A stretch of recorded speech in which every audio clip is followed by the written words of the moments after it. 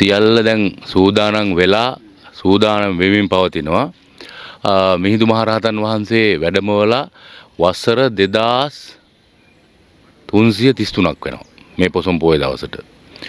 ඒ වගේ මිහිඳු මහරහතන් වහන්සේ පිරිනුවන් පාලා වසර 2284ක් වෙනවා මේ අවුරුද්දේ ඔක්තෝබර් මාසයේ පුරාටවක දවසට. ඒ වගේ ලෞතර බුදුරජාන් වහන්සේ පරිනිර්වාණය වෙලා 2569ක් වෙනවා. ඉතින් මේ සුවිශේෂී කාරණාව මුල් කරගෙන සිංහල රජ දවසේ ඉඳලා ජීවිත පරිත්‍යාගයෙන් අපේ රටේ රජදරුවෝ සාමාන්‍ය ජනතාව මිහිඳු මහරහතන් වහන්සේ මහින්දාගමනයේ බොහොමත්ම කෘතවේදීව සමරලා තියෙනවා. මිහිඳු මහරහතන් වහන්සේගේ වැඩමවීම දවසත් ඒ වගේම මිහිඳු මහරහතන් වහන්සේ පිරිනුවන් පෑම දිනයත් ගැසට් කරලා තියෙනවා. මිනිස්සුන්ගේ දැන ගැනීම සඳහා කෘතවේදී මිනිස්සු එකල මෙරි සිරිලක ඉඳලා තියෙනවා. ඉතින් අදටත් අපිට මේ භාවිතයන් ගන්න පුළුවන්. ඒ වගේම බුද්ධ ආගම සුරක්ෂිත කර පෝෂණය කරනවා කියන ඒ පාඩය පවා මේ පුදබිම තුල තියෙනවා මිහින්තලාවේ 4 වෙනි මිහිඳු රජුරුවන්ගේ සෙල්ලිපියේ. ඉතින් මේ ආකාරයෙන් බලනකොට සෑම වසරකම පොසොන් පොය දවසත් පරිනිර්වාණ දවසත් අතීතේ සමරලා තියෙනවා, සිහිපත් කරලා තියෙනවා, කෘතවේදීත්වය පළ කරලා තියෙනවා. ඒ වගේම වසර දෙකක් තිස්සේ මේ රාජ්‍ය අනුග්‍රහය නැත්තම් ගැසට් කරලා තියෙන මේ රාජ්‍ය පොසොන් මහ පිංකම සිද්ධ කළේ නැහැ. 23 24. නමුත් රටේ ජනතාව අපිත් එක්ක ඒකරාශි වෙලා මේ මහා පිංකම කෘතවේදී මහා පිංකම කිරීම සඳහා දේශීය විදේශීය ඒ වගේම සිංහල බෞද්ධ පමණක් නෙවෙයි ඉස්ලාම් හින්දු කතෝලික කියන මේ ජනී ජන වර්ගයත් අපිට උදව් උපකාරලා කරා. ඉතින් මේ වසර දෙක තුලත් අඩුවක් නැතුව මේ මහා පිංකම සැමරීම සඳහා අපිට අවස්ථාව සැලසුණා. අපේ රටේ ජනතාව ඒක සමරන්න පටන් ගත්තා. ඉතින් අද මේ වසර දෙකක් අඳුරේ තිබිච්ච රාජ්‍ය පොසොන් මහා පිංකම ලංකාවේ රාජ්‍ය උත්සව මා හිතන්නේ 2-3යි තියෙන එකක් නිදාස් උත්සවේ අනිත් එක වෙසක් උත්සවේ අනිත් එක තමයි පොසොන් මහා පිංකම. ඉතින් මේ ආකාරයෙන් විවිධ ආකාරයේ හැලහැප්පීම් වෙලා මේ වසරේදී වර්තමාන රජය අලුතෙන්පත් වුණු ජනාධිපතිතුමන් විශේෂයෙන්ම ජනාධිපතිතුමාට තමයි මේ කාර්යභාරය පැවරලා තියෙන්නේ ව්‍යවස්ථාවෙන්. එතුමා මේක සොයා බලලා ජනාධිපති ලේකම්තුමාටත් ඒ වගේම දිස්ත්‍රික් මහ ලේකම්තුමාටත් ප්‍රාදේශීය ලේකම්තුමාටත් ඒ වගේ සියලුම රාජ්‍ය ආයතන දෙපාර්තමේන්තු සංස්ථා මණ්ඩල සාස්වෙච්ඡා සංවිධාන කියන මේ සියලු දෙනාම ඒකරාශි වෙලා මේ පින්කම සැමරීම සඳහා කටයුතු 2023 දෙසැම්බර් මාසයේ 10 වෙනිදා පෙර තිබුණු ආකාරයෙන් මේ පින්බිම වර්ණවත් කරන්න ඕනේ කියන ඒ උදාාර සංකල්පය ඇති කරගෙන මේ වෙනකොට කටයුතු කරනවා ත්‍රිවිධ හමුදාව, ස්විලාර්ස බලකාය, ඒ අනිකුත් රාජ්‍ය නෝන සංවිධාන, ඒ වගේ දානපතීන් ඒක රාශි වෙලා මේ කටයුතු සිද්ධ කරනවා. ඉතින් අද දවසේදී ලොවට රටට සෙත් ප්‍රාර්ථනා කරමින් වාර්ෂික පැවැත්වෙන පරිත්‍රාණ සතිපිරිත් දේශනාව අද ආරම්භ වෙනවා පැම්පෙරහැරෙන්. ඒ වගේම සතිපිරිත් දේශනාව 8 වෙනිදා උදෑසන හීල් දාණයෙන් අවසන් කිරීමට බලාපොරොත්තු වෙනවා. ඒ වගේම 9 වෙනිදා ආලෝක පූජාව පැවැත්වෙනවා. ඒ වගේම ලක්දිව ශ්‍රී ලක්දිව පළවෙනි පෙරහැර උත්තිය රජ දවස පවත්වන්නට යෙදුණු ඒ මිහිඳු මහා පෙරහැර පැවැත්වෙනවා රාජ්‍ය අනුග්‍රහයෙන්. ඒ වගේම 10 වෙනිදා උදෑසන ඉඳලා ආගමික වත්පිළිවෙත් විශාල පිරිසක් උවැසියෝ සම්බන්ධ වෙනවා ලංකාවේ සිටින සෑම පළාතකින්ම. ඒ වගේම අවශ්‍ය ආරක්ෂාව යටිතල පහසුකම් ආහාර පාන ජලය විදුලිය වැසිකිලි කැසිකිලි මේ සියල්ලම මේ වෙනකොට සකස් වෙමින් පවතිනවා. ඒ වගේම පොය දවසේදී ජනාධිපතිතුමාගේ සම්ප්‍රාප්තිය සිද්ධ වෙනවා උදෑසන රාජ්‍ය උත්සවය හැටියට නිල වශයෙන් එතුමා උදෑසන ධාතුන් වහන්සේලා වන්දනාමාන කරලා රටේ ජනතාව ඇමතීමට නියමිතයි උදෑසන කාලේ.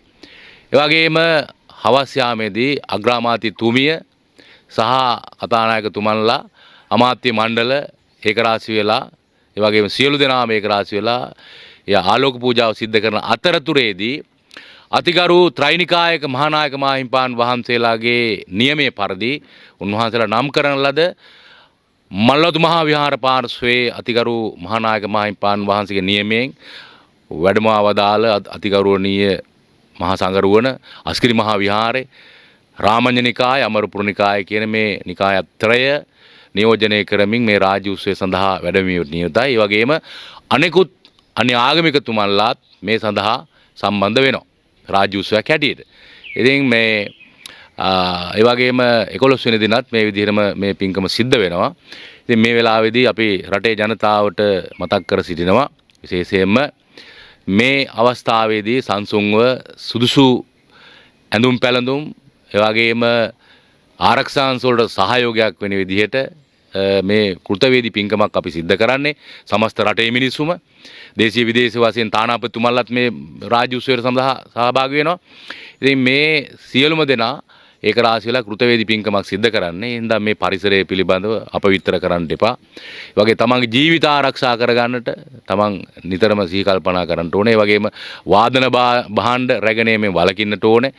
ගැළපෙන සුදුසු ඇඳුමක් ගෞරවනීය ඇඳුමකින් සැරසිලා මේ පින්බිම වන්දනාමාන කරන්නට පැමිණෙන්න කියන එක මේ වෙලාවට සිහිපත් කරනවා. ඒ වගේම අපිට හැම වසරකදීම උදව් උපකාර කරන පිරිසක් ඉන්නවා. රජයේටම පමණක් නෙවෙයි මේක කළ හැකි වන්නේ රජයේ අනුග්‍රහය ලැබා දීලා තියෙනවා. හැම එකටම රජයට ඉල්ලීම් කරන්න පුළුවන් කමක් නැහැ. ඒ වගේ චක්‍රලේඛන ඒවා ඒ අවශ්‍ය විදිහට තියෙනවා. ඉතින් එම නිසා මේ වෙනකොටත් තීන්තාලේප කිරීම සඳහා පෞද්ගලික සමාගම් අපිට සම්බන්ධ වෙලා තියෙන වාර්ෂිකව. ඒ වගේම අෂ්ටබල බෝධීන් වහන්සේ ශ්‍රීමා බෝධීන් වහන්සේට පමණක් දෙවෙනි වෙන ඒ උතුම් බෝධිරාජයන් වහන්සේගේ රන්වැට සම්පූර්ණයෙන්ම දානපතීන් විසින් මේ වෙනකොට රං ආලේප කරලා වාර්ෂිකව සිද්ධ කරන පින්කම් ඉවර කරලා තියෙනවා. මිහිඳු මහරහතන් වහන්සේ වැඩම අවදාළ සීල චෛත්‍ය මළුවේ ඒ රංවැට රංවැටවල් දෙකක් තියෙනවා. රං වියන ඒ සියල්ලමත් මේ වෙනකොට ආලේප කරලා ශාසනයට පූජා කරලා තියෙනවා. ඒ වගේම ලෞතර බුදුරජාන් වහන්සේගේ ධාතුන් වහන්සේලා තැන්පත් කරලා තියෙන ඒ වගේ මිහිඳු මහරහතන් වහන්සේගේ ධාතුන් වහන්සේලා තැන්පත් කළ ඒ ධාතු මන්දිරය සියල්ලම මේ වෙනකොට දානපතීන් විසින් ඒ කටයුත්ත නිමා කරලා ශාසනයට පූජා කරලා තියෙන සමස්ත රටවැසියා වෙනුවෙන්. ඒ වගේම මේ වෙලාවේදී වාර්ෂිකව සම්බන්ධ වෙන අපේ දේශීය විදේශීය ජනතාවගෙන් ඉල්ලීමක් කරනවා. ඔබ ආධාර උපකාර කළා පෙළත් වසරවලදීම ඒ වගේ මේ වසරේදීත් ඔබට පුළුවන් ඒ සතිපිරිත් දේශනාවට ඒ වගේම මිහිඳු මහා පෙරහැරට ආලෝක පූජාවට සම්බන්ධ වෙන්න ආධාර උපකාර කරන්න පුළුවන්. ලංකාවේ ඕනෑම ස්ථානයකින් ලංකා බැංකුවට ඒ මුදල් පරිත්‍යාග කරන්න පුළුවන්. ඒ වගේම ලංකාවේ ඕනෑම තැනකින් හැඩන් නැෂනල් බැංකුවට ඔබේ ආධාර යොමු කරන්න පුළුවන්. එහෙමත් නැත්නම් මේ ස්ථානට ඇවිල්ලා ආධාර උපකාර කරන්න පුළුවන් අපේ රටේ ජනතාවට. ඒ අවස්ථාව සලසලා දීලා තියෙනවා. ඉතින් එම නිසා මෙවර විශේෂයෙන්ම වසර දෙකකින් රාජ්‍ය අනුග්‍රහය නොලබපු ඒ මහා පින්කම සඳහා රජයේ පූර්ණ දායකත්වයේ මැදිහත් වීම ජනාධිපතිතුමාගේ මැදිහත් වීම තුල ඒ කාර්යයන් මේ වෙලාවේදී සිද්ධ වෙනවා. විශේෂයෙන්ම පෙර වසරවලදී මස්කඩ තැබෑරුම් වැසීම කළේ නැහැ 23 24. නමුත් මෙවර අපේ ඉල්ලීමත් සලකලා සතියක් පුරාවට මේ අනුරාධ දිස්ත්‍රික්කයේ පෙර 23ට පෙර තිබිච්ච 22 තිබිච්ච ආකාරයෙන් සියලුම තැබෑරුම් මස්කඩ වහලා මිහිඳු මහරහතන් වහන්සේ උදෙසා ගෞරව කිරීමට කෘතගුණ සැලකීම සඳහා මේ පින්කමට රාජ්‍ය අනුග්‍රහය ලබා දීලා තියෙන බවත් මේ වෙලාවේදී සිහිපත් කරනවා.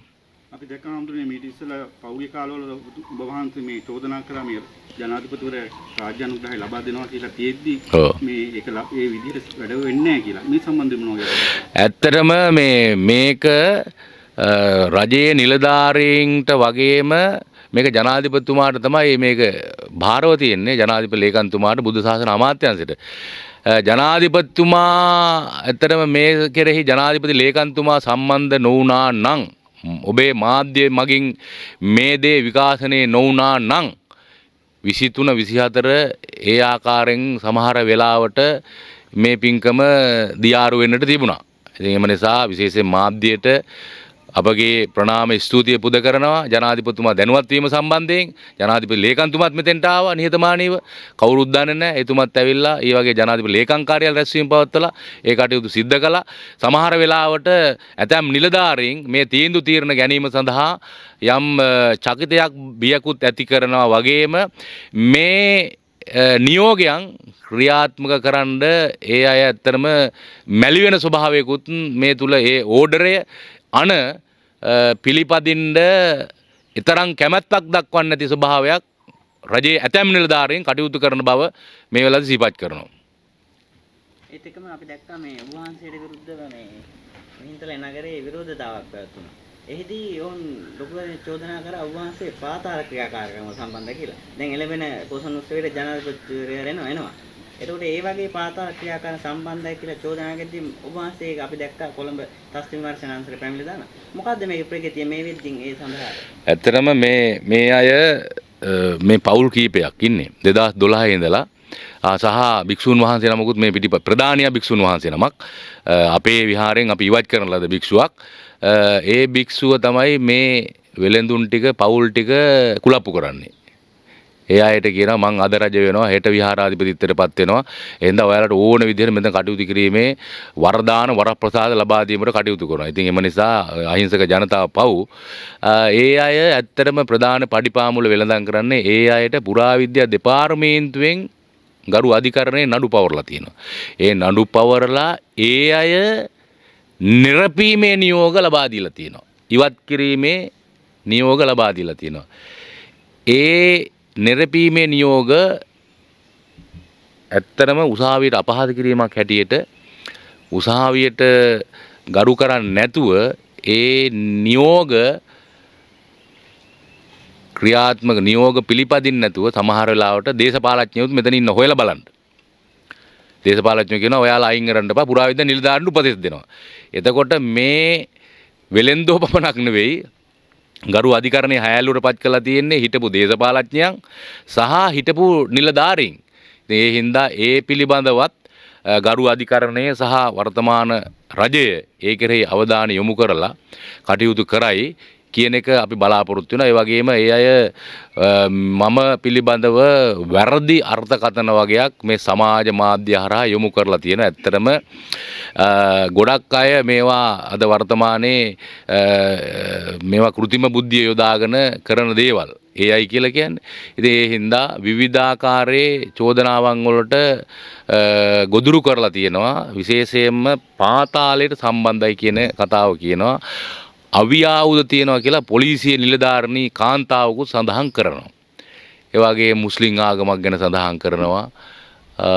විවිධාකාරයේ චෝදනාවන් රාශිය බරපතල චෝදනාවන් රාශිය සිද්ධ කරනවා.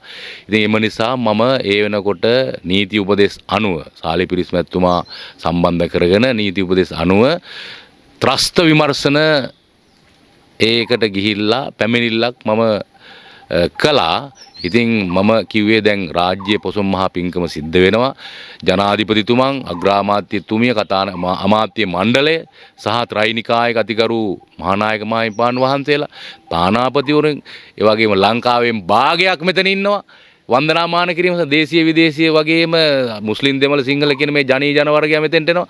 ඉතින් ඒ හින්දා මම කිව්වේ මේ අය මෙහෙම චෝදනා කරන්නේ බරපතල චෝදනාවක් කායහෙර උපදේශෝ තොරතුරක් දැනගෙන. එදා ජනාධිපතිවරයා සහ ත්‍රිනිකායේ මහානාම හිමිපාණන් වහන්සේලා තානාපතිවරුන් අමාත්‍ය මණ්ඩලය ඒ වගේම ලංකාවෙන් භාගයක් මේ රට නියෝජනය කරන පිරිස් මෙතෙන්ට වන්දනාමාන කරන්න එනවා. ඉතින් ඒ හින්දා එහෙම චෝදනාවක් තියෙනවා නම් හරි බරපතලයි. අර පාස්කුවේ ප්‍රහාරය සම්බන්ධයෙන් බුද්ධ්‍යංශ වලට වාර්තා කරලා තිබුණා. නමුත් ඒ ගැන හැල්ලුවට ලක් කරලා ඒකෙන් විනාශ වුණේ අපේ ජීවිත.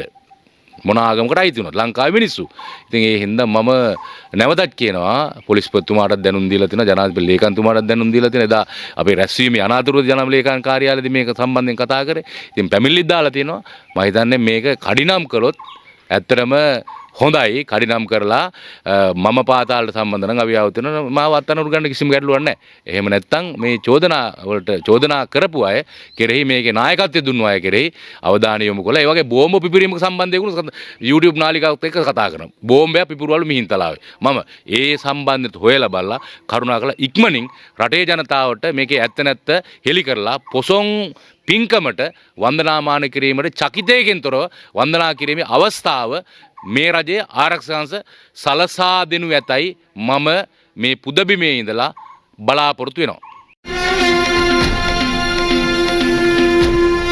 ලක්තිරණ පුවතකට එහාගේ රට ගැන කැක්කුමක්